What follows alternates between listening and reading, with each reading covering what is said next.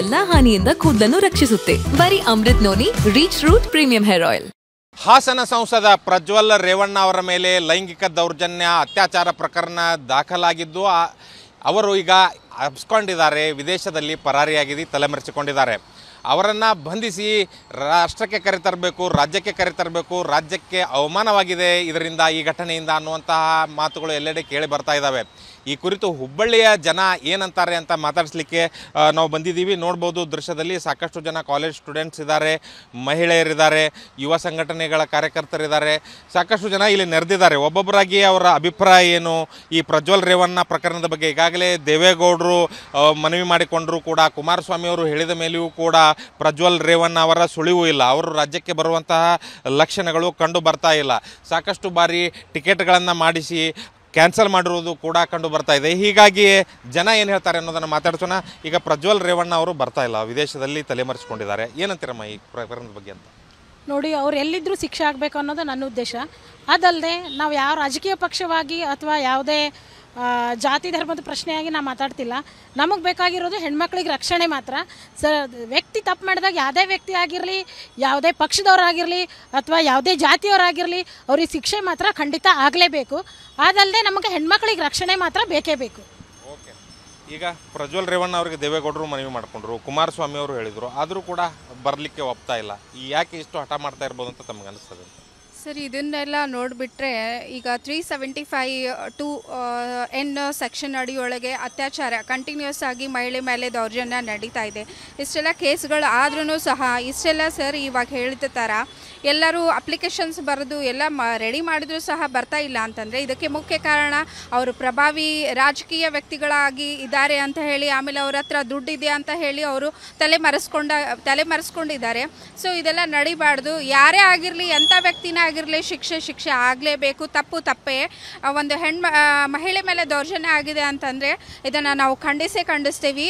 ಆಮೇಲೆ any condition ಇದನ್ನ ಅವ್ರನ್ನ ಮಾತ್ರ ರೆಸ್ಕ್ಯೂ ಮಾಡ್ಲಿಕ್ಕೆ ಹೋಗಬೇಡ್ರಿ. ಯಾರೇ ಇರಲಿ ಅವರಿಗೆ ಶಿಕ್ಷೆ ಆಗಲೇಬೇಕು ಅಂತ ಹೇಳಿ ನಾವು ಕೇಳ್ಕೊತೀವಿ. ಓಕೆ, ಇದು ಪ್ರಜ್ವಲ್ ರೇವಣ್ಣ ಅವರ ಪೆನ್ಡ್ರೈವ್ ಪ್ರಕರಣ. ಈಗ ಇದೆಲ್ಲ ಆದಮೇಲೆ ಕೂಡ ವಿಡಿಯೋ ಹೊರಗೆ ಬಂತು, ವಿದೇಶಕ್ಕೆ ಎಸ್ಕೇಪ್ ಆದರು.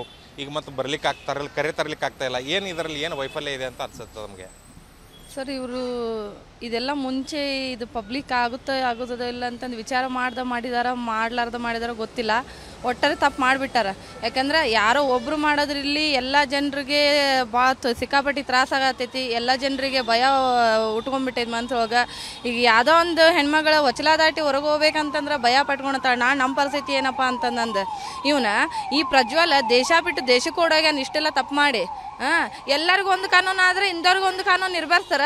ಇವನು ಅಂಥ ಪರಿಸ್ಥಿತಿ ಬಂದ್ರೆ ಗಲ್ಲಿಗೆ ಹಾಕ್ಬಿಡ್ರಿ. ಯಾಕಂದ್ರೆ ಜನರಿಗೆ ನ್ಯಾಯ ಸಿಗಲಿ. ಯಾಕಂದ್ರೆ ಎಲ್ಲರಿಗೊಂದು ನ್ಯಾಯ, ಇವ್ರಿಗೊಂದು ನ್ಯಾಯ ಬೇಡ. ಅವ್ರು ಬೇಕಾದ ರಾಜಕೀಯದವರಾಗಲಿ, ವೈಯಕ್ತಿಕ ಅವ್ರದ್ದು ಏನೇ ಇರಲಿ.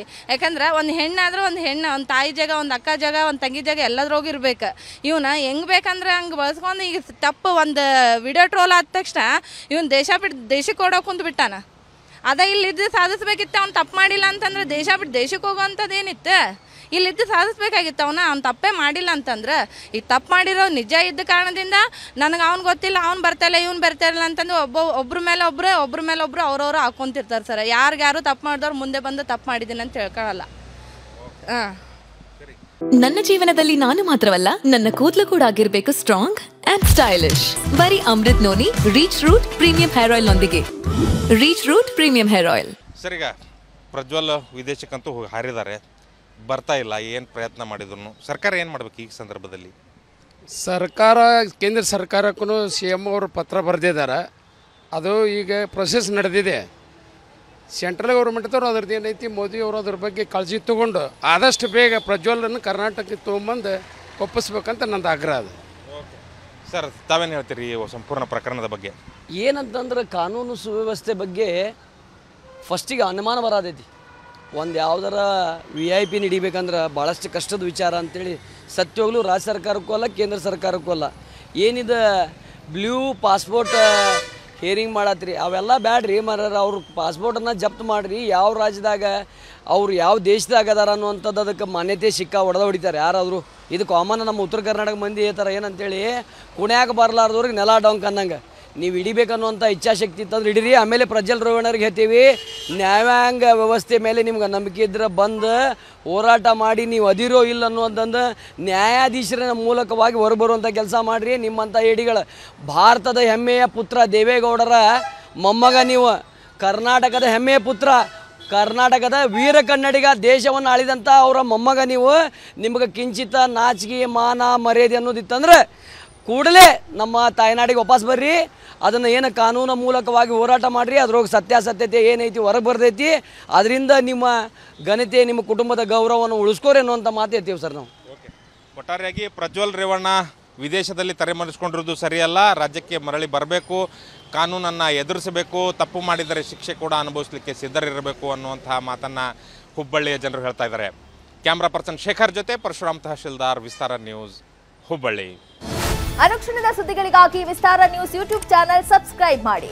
ಹೊಸ ಸುದ್ದಿಗಳ ನೋಟಿಫಿಕೇಶನ್ಗಾಗಿ ಬೆಲ್ ಐಕಾನ್ ಕ್ಲಿಕ್ ಮಾಡಿ.